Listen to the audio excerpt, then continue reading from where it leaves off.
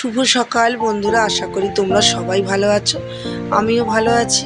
দেখো, তোমাদেরকে আজকে প্রথমেই একটু আমাদের বাড়ির আশপাশের পরিবেশটা দেখিয়ে দিচ্ছি। কত সুন্দর দেখো।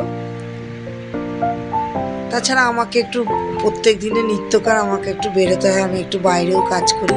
এখন ঘড়ির কাঁটায় কিন্তু 6:45 বাজে। বেশ ভালোই সকাল, 5:40 এরকম হয়েছে। তা আমাকে তো অনেক ভোরে কাজে বেরোতে হয়, প্রত্যেক দিনই আমি কাজে বেরিয়ে যাই। দেখো, তোমাদেরকেও একটু দেখিয়ে দিচ্ছি। সকালের পরিবেশটা সত্যি খুব ভালো লাগে।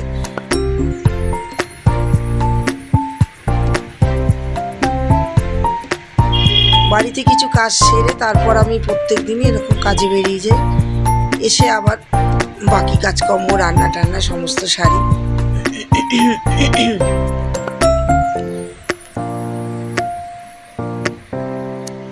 এটা আমার 2 নম্বর ব্লগ করছি। তোমাদের যদি ভালো লাগে তোমরা অবশ্যই লাইক কমেন্ট একটা করো, আগেই বলে দিচ্ছি। দেখো, বাইরের কাজ সেরে আমি কিন্তু চলে এসেছি। এখন ধরো 9টা এরকম হবে ঘড়ির কাঁটায়। তা প্রত্যেক দিনে আমি এরকম টাইমে ফিরে এসে আবার বাড়ির কাজ করি। বাসি কাজগুলো পুরোটা হয়তো হয় না, কিছুটা করে রেখে যাই। এসে আবার ভালো করে একটু করি, তখন হাতে সময়টা থাকে।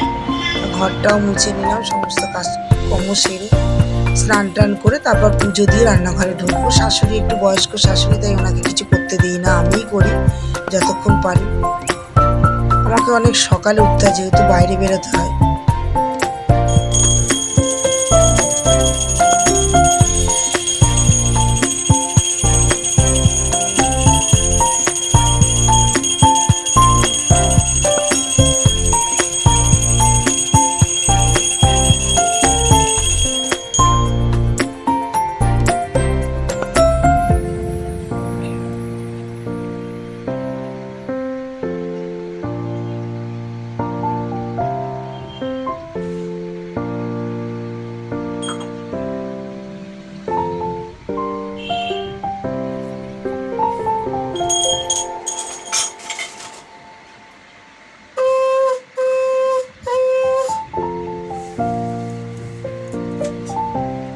পুজো সেরে এবার রান্নাঘরে ঢুকবো।